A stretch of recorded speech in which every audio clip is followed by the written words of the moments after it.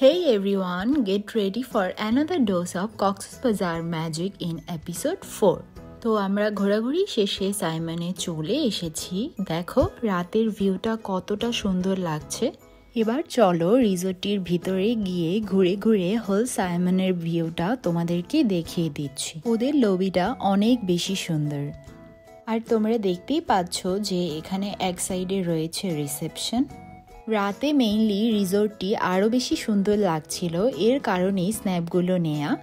এখানে বসার জন্য বেশ খানিকটা স্পেস রয়েছে, আর লবির এক সাইডে রয়েছে একটি বুক শেলফ। আর এখানে যে বুক শেলফ রয়েছে এর বুকগুলো মেইনলি সেলের জন্যই এখানে রাখা হয়েছে। এরপর আমরা চলে যাব ওদের সুইমিং পুলের ওখানে। ওদের সুইমিং পুলটা হচ্ছে 4th ফ্লোরে। এখানেও তোমরা দেখতে পাচ্ছ যে অনেক সুন্দর করে ডেকোরেশন করা। এইসব ডেকোরেশন মেইনলি ক্রিসমাসের জন্যই করা হয়েছে।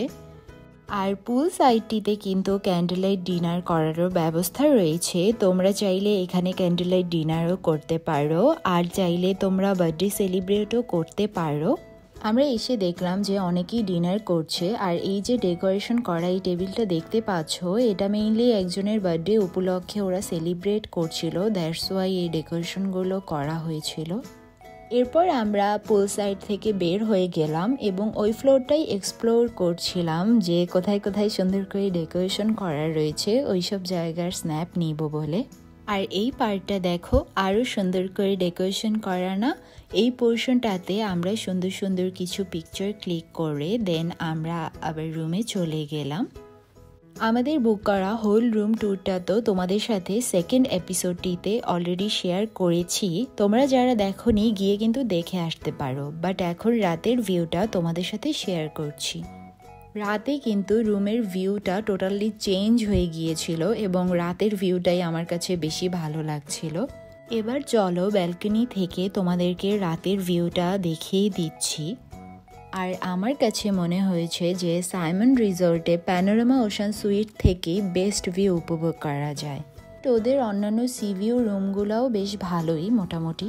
এবার চলো যে মাস্টার বেডরুম থেকে তোমাদেরকে সি ভিউটা দেখাই। তোমরা শুনতেই পাচ্ছ যে এখান থেকেই সমুদ্রের গর্জন কতটা জোরে শোনা যাচ্ছে। এই সুইটটা বুক করলেই কিন্তু তোমরা এই সুন্দর সি ভিউটা রাতে বিচে না গিয়েই রুমে বসে উপভোগ করতে পারবে। তো কালকে সকালে উঠে তোমাদের সাথে কিন্তু বাফেট ব্রেকফাস্টের সব কিছু শেয়ার করব। Good morning everyone. আর সকাল সকাল ঘুম থেকে উঠে আমরা কিন্তু বিচে গিয়ে অলরেডি কিছু সুন্দর সুন্দর পিকচার ক্লিক করে আসলাম। সকালের দিকে কিন্তু শাড়ি পরে বিচে পিকচার তুললে খুব সুন্দর আসে। আর কক্সেস বাজার আসলে এই চান্সটা কিন্তু তোমরা মিস করো না। বিচ থেকে এসে তোমাদের সাথে সকালের ভিউটা শেয়ার করলাম। এরপর আমরা চলে গেলাম সোজা বাফেট ব্রেকফাস্টের জন্য। বাফেট ব্রেকফাস্টটা মেইনলি আমাদের রুমের সাথে কমপ্লিমেন্টারি ছিল। আর ব্রেকফাস্টের টাইমিংটা হচ্ছে সকাল 7:30 থেকে 10:30 পর্যন্ত। ব্রেকফাস্টটা মেইনলি সাইমনের কাসাব্লাঙ্কা রেস্টুরেন্টে অ্যারেঞ্জ করা হয়। এটি মেইনলি সেকেন্ড ফ্লোরে। বাহির থেকে দেখে মনে হবে যে রেস্টুরেন্টটা অনেক ছোট, বাট ভেতরে অনেক স্পেস রয়েছে।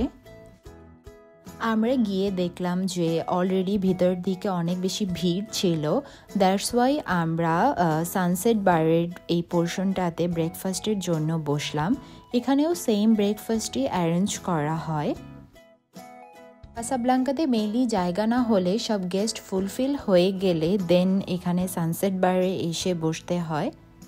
এখানেও অনেকটা সেম বাফেট মেনুই ছিল। মেনুগুলো আমি বলে দিচ্ছি, যেমন প্লেন ভাত ছিল, ডাল ভর্তা ছিল, এরপর চিকেন তেহরি ছিল, পরাটা, তারপর pasta with vegetable, chicken curry, mutton with dal, mixed vegetable, তারপর মিক্সড অমলেট, এদিকে ব্রেড অ্যান্ড কেকও ছিল, ফ্রুটস আইটেমও ছিল। এরপর কাসাব্লাঙ্কাতে ভিড় একটু কমার পরে আমরা কাসাব্লাঙ্কাতে চলে গিয়েছিলাম। কাসাব্লাঙ্কার অ্যাম্বিয়েন্সটাও আমার কাছে বেশ ভালো লেগেছে কিন্তু। আর তোমরা দেখেই নিশ্চয়ই বুঝতে পারছো যে ভিড় কতটা বেশি ছিল। আমি এক এক করে আমার ফেভারিট ফুডগুলো ট্রাই করছিলাম। এরপর আমি চা নিয়ে নিলাম জাস্ট সকালের রিফ্রেশমেন্টের জন্য। তোমাদেরকে তো ফার্স্টে সানসেট বারের ওই সাইডের বাফেট মেনুগুলো দেখিয়ে দিয়েছি, এরপর চলো এই সাইডের ফুড আইটেমসগুলো তোমাদেরকে দেখিয়ে দিচ্ছি। এই যে দেখতেই পাচ্ছ, এই সাইডটিতে ছিল ব্রেডের কর্নার। এই কর্নারটাও বেশ সুন্দর করে ডেকোরেট করা ছিল। ওদের বাফেট ব্রেকফাস্টে প্রায় 80+ আইটেমস থাকে, বাট আইটেমসগুলো কম বেশি হয় অনেক সময়। আর এটা ছিল লাইভ কিচেন, এখানে ওরা অমলেট অ্যান্ড ওয়াফেল মেক করে দিচ্ছিল। ওদের লাইভ কিচেন থেকে আমি অমলেট অ্যান্ড ওয়াফেল দুটোই ট্রাই করেছি, দুটোই মোটামুটি ভালোই ছিল। এরপর ওদের সালাদ অ্যান্ড জুসের জন্য সেপারেট কর্নার ছিল। সব পোর্শনেরই আমি শর্ট কিছু ক্লিপস নিয়ে তোমাদেরকে দেখিয়ে দিচ্ছি। আর হ্যাঁ, তোমাদেরকে বলে দিচ্ছি যে আমি কিন্তু আমার কক্সবাজার ট্রিপের ভ্লগগুলো পার্ট বাই পার্ট এপিসোড আকারে আপলোড করছি, তাই তোমরা যারা এর আগের এপিসোডগুলো দেখোনি গিয়ে দেখে আসতে পারো, হোপফুলি তোমাদের ভালো লাগবে। আর এর পরের যে এপিসোডটা আসবে, এপিসোড 5, সেই এপিসোডটা কিন্তু অনেক বেশি interesting. So guys, don't miss that episode. আর এখন আমি তোমাদেরকে হোল কাসাব্লাঙ্কার বাফেট মেনুগুলোর একটি গ্লিপস দেখিয়ে দিচ্ছি। সানসেট বারের বাফেট মেনুগুলো এগুলোর মতো সিমিলারই ছিল, বাট এখানে কিছু আইটেমস বেশি ছিল, তোমরা দেখতেই পাচ্ছ। আর এখানে ছিল শ্রীলঙ্কান ফুডের কর্নার। অনেস্টলি স্পিকিং, এখানে সার্ভ করা শ্রীলঙ্কান কোনো আইটেমসই আমার কাছে তেমন একটা ভালো লাগেনি। এটা আমার পার্সোনাল ওপিনিয়ন, বাট তোমরা যারা সাইমনে এসে এই শ্রীলঙ্কান ফুডগুলো ট্রাই করেছো, তোমরা কমেন্ট সেকশনে জানাতে পারো যে তোমাদের কাছে কেমন লেগেছে। এরপর এই তো ব্রেকফাস্ট শেষে আমি ঘুরে ঘুরে বাকি প্লেসগুলোর স্ন্যাপ নিচ্ছিলাম। এরপর স্ন্যাপ নেওয়া শেষে সোজা চলে গেলাম সুইমিং পুলের ওখানে। আমরা সুইমিং করব না এখন, বাট কিছুক্ষণ থেকে দেন রুমে চলে যাব। আর রুমে গিয়ে সব কিছুর প্যাকিং করে ফেলতে হবে, কজ আমাদের চেক আউট টাইম হচ্ছে 12টাতে। আর চলে যাব দেখে মনটাও অনেক খারাপ। কোথাও ঘুরতে আসলে না আর বাসায় ফিরে যেতে মন চায় না কেন জানি। তো শেষবারের মতো এখন প্যানোরামা ওশান সুইটের সমুদ্রটার স্ন্যাপ নিচ্ছিলাম। এখান থেকে সমুদ্রটা এত ক্লিয়ারলি দেখা যায় যে এখানে বসলে মন এমনিতেই ভালো হয়ে যায়। তো এখন অলমোস্ট 12টা বেজে গিয়েছে, আমরা চেক আউট করবো। তার আগে রিসোর্টটির ব্যাকইয়ার্ডে চলে এলাম কিছু ক্লিপস নেওয়ার জন্য। ওদের ব্যাকইয়ার্ডটাও অনেক বেশি সুন্দর, তোমরা দেখতেই পাচ্ছ।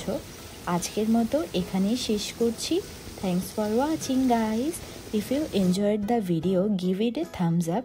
See you in the next one. Allah Hafiz.